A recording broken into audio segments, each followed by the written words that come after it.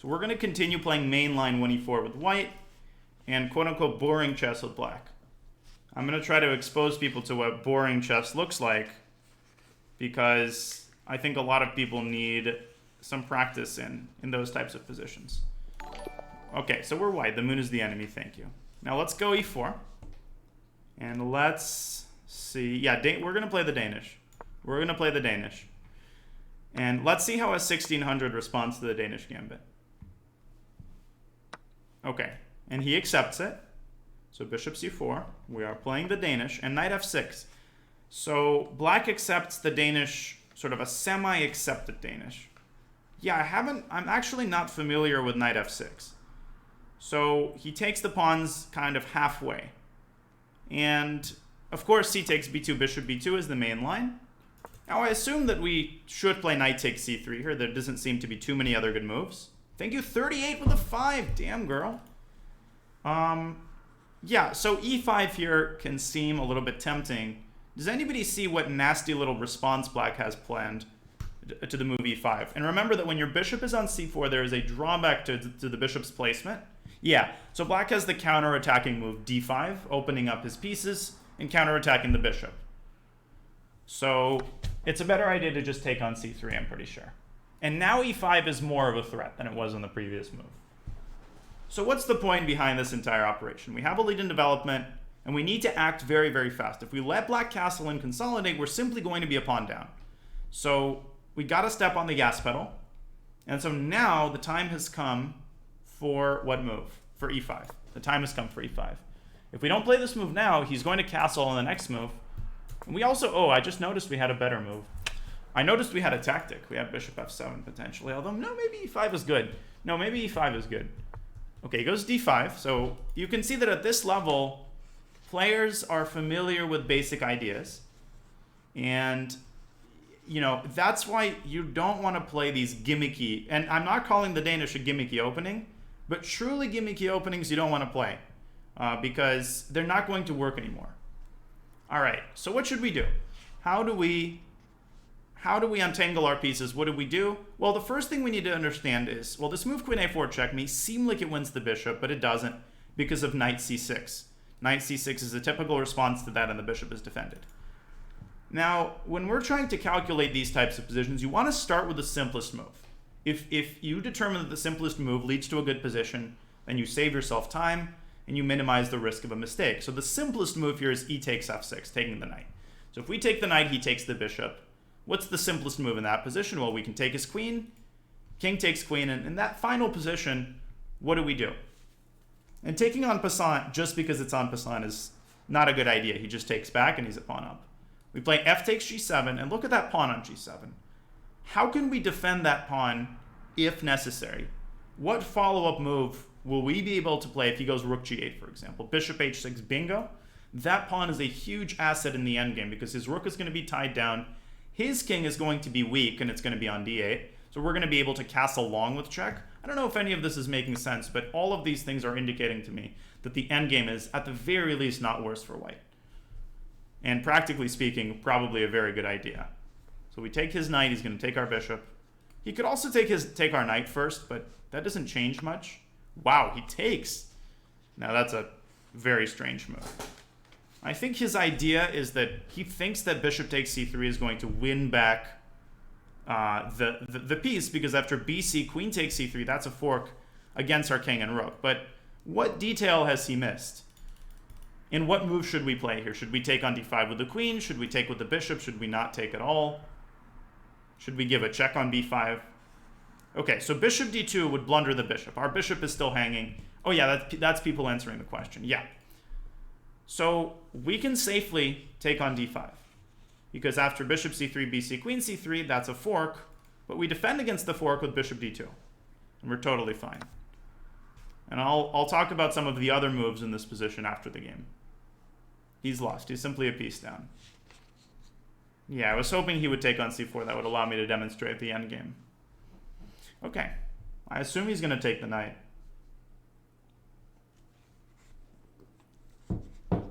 Yeah, there's just not much to talk about here. He can also try to castle. No, he takes. So there's one detail that I didn't mention. After bishop d2, if you notice this bishop, it will become undefended after bishop d2 because it will block the connection between the queen and the bishop. Thank you, Sentinel4. So it may seem that he has a fork, queen e5 check. But, of course, as many are indicating, the follow-up move, queen e2, is crucial. He hasn't castled yet. Queen e2 pins his king to his queen, forces the queen trade, and wins the game. I imagine that that's going to happen. I think he's relying on queen e5. And perhaps he'll spot it at this point. But that's a very nice idea. Always, yeah, queen e5, queen e2. He can't take the rook because he's pinned to the king. That's just calculation. I mean, honestly, there's no other way to find this than just to calculate and notice these things. All right. Yeah, this is, you resign here, exactly. You resign here. Bishop b3 is playable for sure, but if you can trade queens when you're up a piece, then, you know, you should do it. Just be better, exactly. No, but that is something you can always notice, is that when the e-file is open, you should always consider the possibility of a check on e2. Or if you're black, a check on e7. Like, you should always be aware that that kind of stuff can impact the line.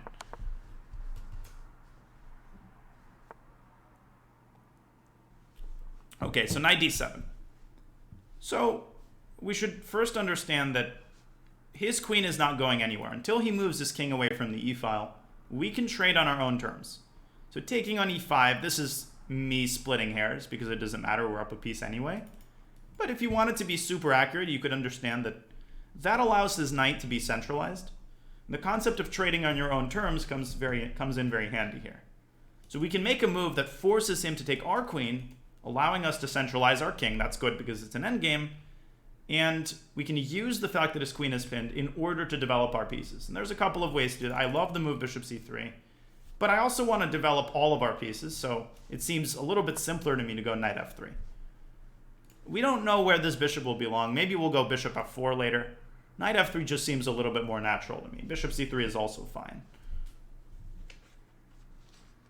It honestly does not matter. It just doesn't.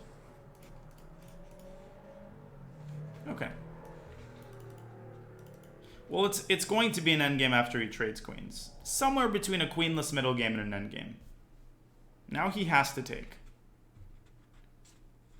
So, to the question of whether it is risky to centralize the king if both rooks are on the board, look at this position from a concrete standpoint.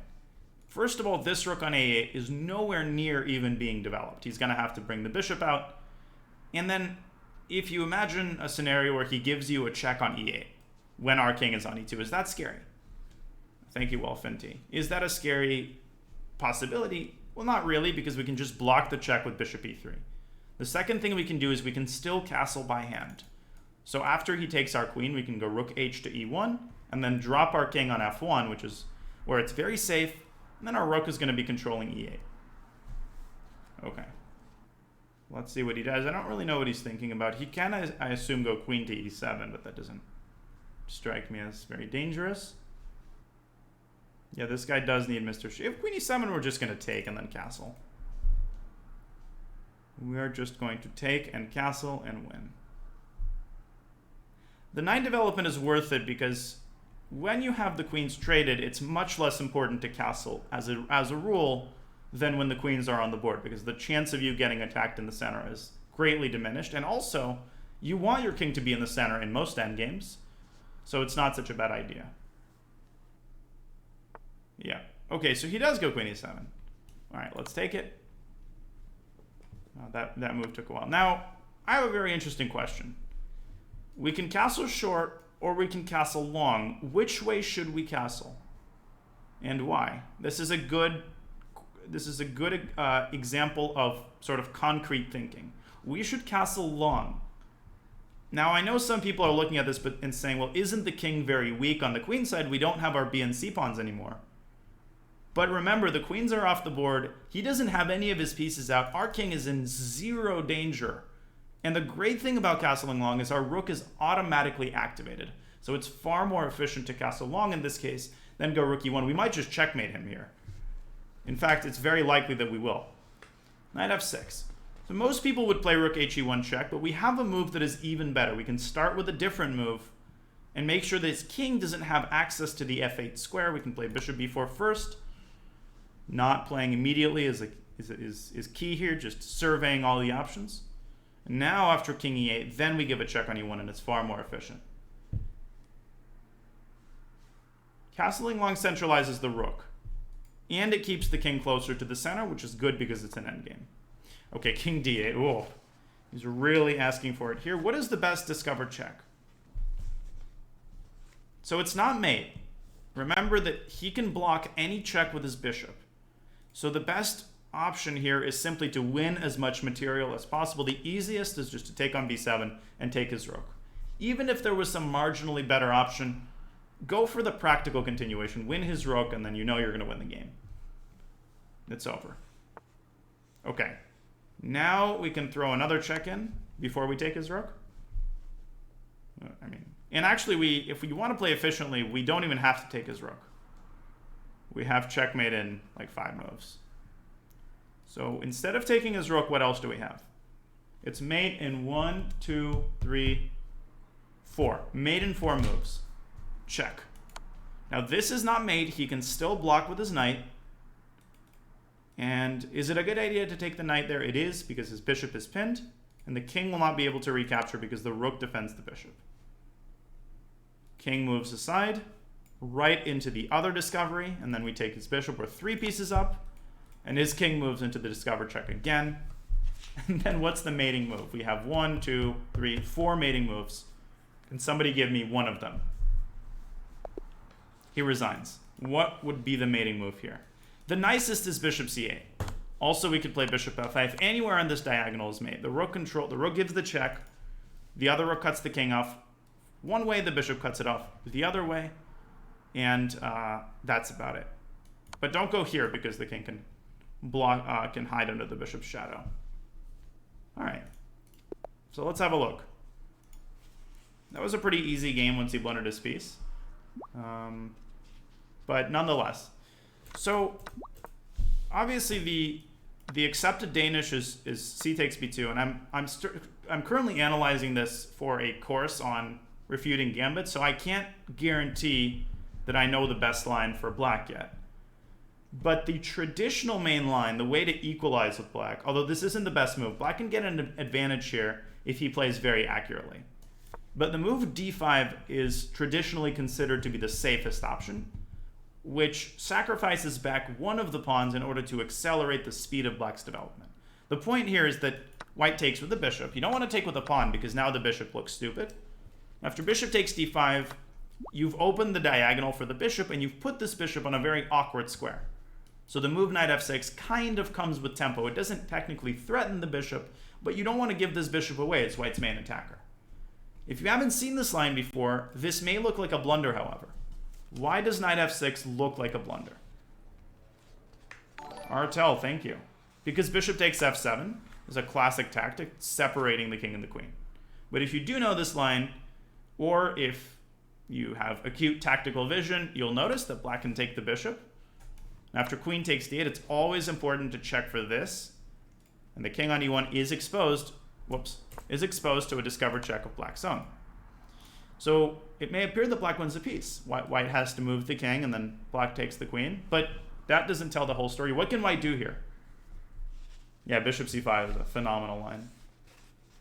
Now, when you're faced with a discovery of this sort, remember that you can sometimes use the piece that is already lost, block the check with it, and at least get something in return. So queen d2 wins the bishop back, and you get this endgame, which is considered to be equal. Black has sacrificed 2 of his pawns back, and there's opposite colored bishops, which gives the position kind of a drawish tendency. But I've struggled here with black. Nepo played this a couple of times against me, and so this is not my favorite line, although it is equal from a technical standpoint. Both sides have a big pawn majority on their respective flanks. So if you want a reliable line that gives equality against the Danish, this is it. But currently I'm analyzing other moves in this position, trying to get an advantage for black. Okay. So that is one option, but he played knight f6. Knight takes c3 and bishop e4. So one of the things that I didn't notice and should have noticed, is the fact that this bishop is undefended. So in the Italian, this occurs as well. We have a tactic here, bishop takes f7 check. That was also possible. And after king f7, of course, we go queen b3, winning back the bishop. This isn't my favorite. I mean, I don't think this is that amazing because black can go d5. After queen takes b4, he can develop the knight with tempo. So even though black's king is currently exposed, black can castle by hand going rook e8 and king g8. So I like black's position here. So I think e5 is still the best move. Now, a lot of people will now think, but couldn't you play queen b3 first? And you have to understand that changing the order of a line often completely changes the nature of the line and gives your opponent other defensive resources. So here, for example, black could have what move that defends against bishop f7? Well, black can just take, and then black can castle, and black is totally out of the woods here. White is in trouble. You're a pawn down, this is hanging. The queen is misplaced because the knight will take with tempo, so this move is not effective, for example, because of knight takes e4. Or queen e7 is also possible.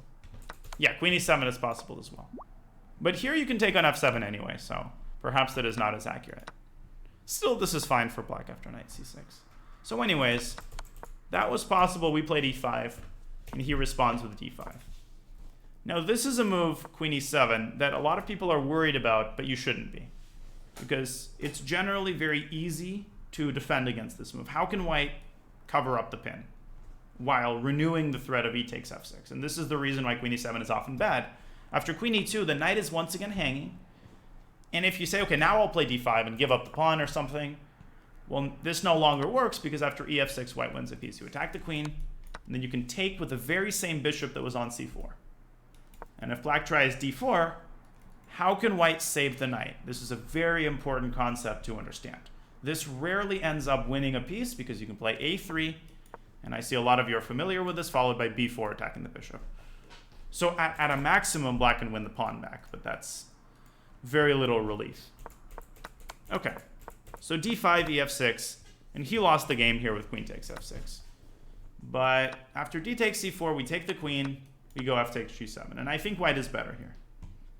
So he's got two moves. He can give a check on e8, he can go rook g8.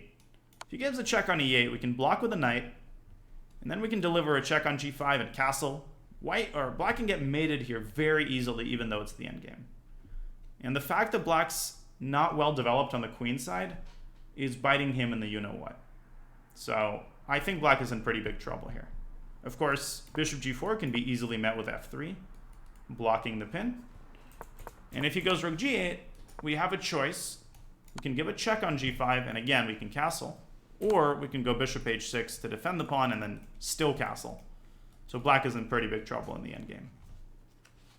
I hope that makes sense. We're not analyzing this very deeply, but there isn't much to analyze here. It's pretty clear that black is facing a very serious initiative. And after he takes with the queen, we play bishop d5, and the game is basically over. Now, a couple of you suggested like a check on e2. This would be very counterproductive because the queen would no longer have the possibility of defending the rook. And so black could go, for example, even king f8 would be a very good move. After bishop d5, bishop c3, again, when the queen is on d1, you can play bishop d2, connecting the queen and the rook. Here you can't do that, so you end up losing the rook. Okay. So it's important to just take on d5. Now, how do you see this? How do you know to start with this move? Again, the rule and one of the takeaways from this game is to start. If you have a position where there's a lot of options, start with the simplest move. That may be the capture, that may be the forcing move.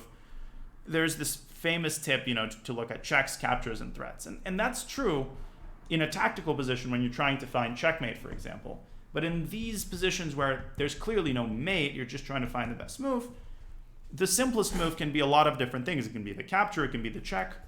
So here, for example, it's very clear that the simplest move is just to take on d5. Start with the simplest move because that can save you a lot of effort. Because if this move works, then it's very clear that that's the one you should go for. I don't know if that makes sense. Thank you, The Apprentice, gifting to Sinanyan. That's right here, Selig. All right. So bishop d5, bishop c3, and the rest is history. I mean, knight f3 is a nice move. Takes and castles, and the game is over. Any questions about the rest of the game or about the beginning of the game? You saw that mate seeing the king has no squares. Well, yeah, that's just pattern recognition. I mean, it's not too difficult to see that the king has no squares here. You just have to understand what your pieces are doing and what they're controlling. Like, I see instinctively that the bishop is controlling f8, the rook is controlling the d file. That doesn't happen consciously. I've seen so many of these patterns that it all happens in an instant. Is there any way for black to keep the queens on the board? Yeah, I mean, black should not have given the check on e5. If I was playing black here and I was trying to swindle my opponent, yeah, but the problem is if you go queen f6, now the check on e2 is pretty strong. Although bishop e6 and black is okay. So I would play queen f6 here, trying to keep the queens on the board. And then, you know, knight f3, castles, castles. Black is completely lost. There's no compensation for the piece, but keeping the queens on the board keeps a little bit more chances alive. Could the queen have trapped the bishop after you take the pawn? Not sure what you're referring to, but this is what happened. Queen e2 is the key resource that pins the queens. Let me see. Can you go over bishop takes b7 after the queen takes a1 line? Oh, you mean in case of queen e2 check. So check here, here, here, here, here. Well, bishop b7 doesn't do anything because just take back. Thank you, Dave B, for the sub. And if you go bishop a3 check, going for the checkmate on e8, well, you can't do that because of the pin. Thank you, The Apprentice.